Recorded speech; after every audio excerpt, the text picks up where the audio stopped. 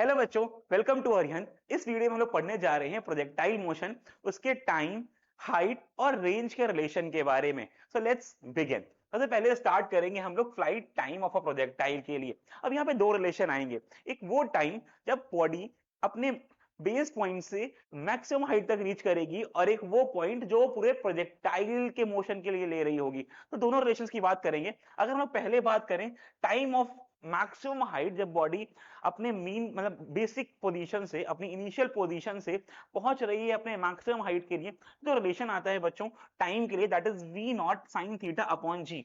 अब I am assuming कि आपको यहाँ पे सारी वैल्यूज पता होंगी। इफ नॉट, तो v not is the initial velocity that is given, sine theta is the angle of projection and g is the value of gravity. अगर हम लोग इसी में आगे बढ़े और हम लोग आपसे बात करें कि what is the value of total time taken by the projectile, तो यहां पर अगर बात करें तो ये जो टाइम है, इसमें प्रोजेक्टाइल अपने मैक्सिमम पॉइंट तक पहुंच रहा है। This is the maximum height. लेकिन हमें अगर यहां तक का टाइम मिल गया कि भैया यहां से यहां तक जो टाइम लगा बॉडी को आने के लिए, वो इस रिलेशन से आएगा, तो क्या हम लोग मैक्सिमम पॉइंट से आगे का टाइम भी निकाल पा रहे होंगे? क्या बॉडी जितना यहां से ऊपर जाने में टाइम लेती है, उतना ऊपर से नीचे जाने में टाइम लेती है? तो इसी का अगर हम लोग ट्वाइस की ही बात करें, तो वो बन जाएगा हमारा total time of the flight, जिसका रिलेशन हम लोग रिप्रेजेंट करेंगे by 2v0 sin theta upon g से। अगर आप बहुत ध्यान से देखें तो जो ये हमारे दोनों में रिलेशन है, वो कुछ ऐसे दिया गया कि जो हमारा टाइम ऑफ फ्लाइट है, that is total time of the flight, which we are saying as TF, which we are saying as TF. तो टीएफ को अगर हमें समझाना है तो हम बोल सकते हैं total time of the flight जो है, ये to time of the maximum height reach करने के लिए जो टाइम है, उसी का रिलेशन है। If you are seeing here, you can observe this, this is 2v0 sin theta upon g and this is v0 sin theta upon g. दोनों में आप देख रहे हो ट्वाइस का डिफरेंस है, तो ये जो टोटल टाइम है वो 2 टाइम हो जाएगा। अगर हम लोग बात करें maximum height of the projectile की, कि कितना टाइम में कितनी हाइट पे अब वो रीच कर पा रही है, और हाइट रिलेशन बिल्ड करना चाहें, तो हाइट का रिलेशन आता है that is v0 sin theta square, that is whole square upon 2g। अगर आप यहां पर ध्यान से देखो तो व्हाट यू आर ऑब्जर्विंग बच्चों, यहां पर हमारे पास जो वैल्यू ओपन होके बनेगी, it is v square, it is v square sine square theta upon 2g। और ये हम लोग बात कर रहे हैं हाइट ऑफ द प्रोजेक्टाइल की। And if we are going to say that it is maximum, that is maximum, तो मैक्सिमम के लिए v square sine square theta upon 2g is the right relation to be used. अगर हम लोग बात करें horizontal distance की, कि एक बॉडी, एक प्रोजेक्टाइल कितनी हॉरिजॉन्टल डिस्टेंस को कवर करता है, तो उसको हम लोग बोलते हैं रेंज।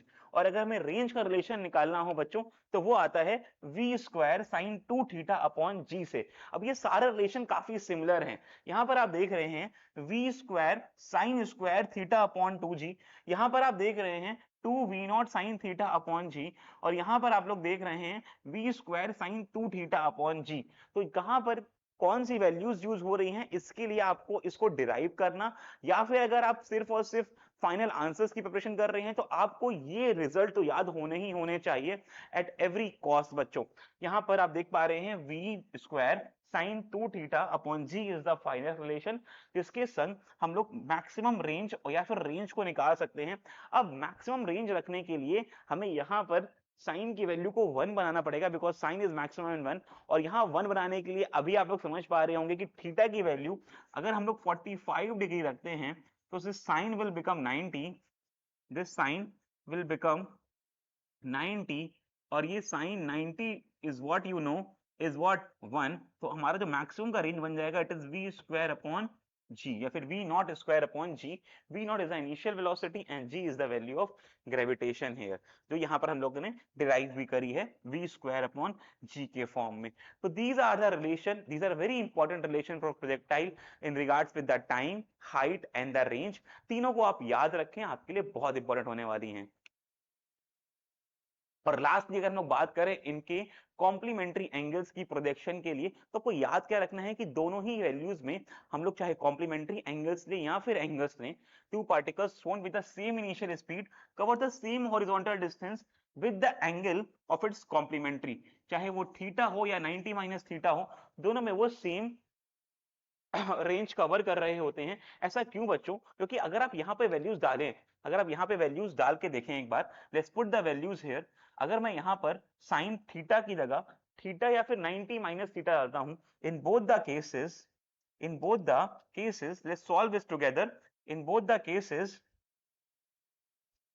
यहां पे देखिए आप v square sine 2 theta upon g की जगह अगर मैं 90 माइनस थीटा पुट कर देता हूं, उसका complementary angle that is 90 minus theta, और ये बाहर लिखा हुआ है 2 upon g. Now you all know 2 जैसे ही अंदर जाएगा, this will make sine 180 minus 2 theta upon g, and sine 180 minus theta is what? Sine theta. So we will again coming back to the same relation, that is sine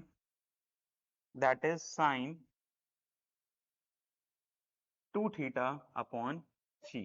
So that's again where we are reaching. तो या वो theta हो या फिर 90 minus theta हो, दोनों के लिए the values of the range are going to be same.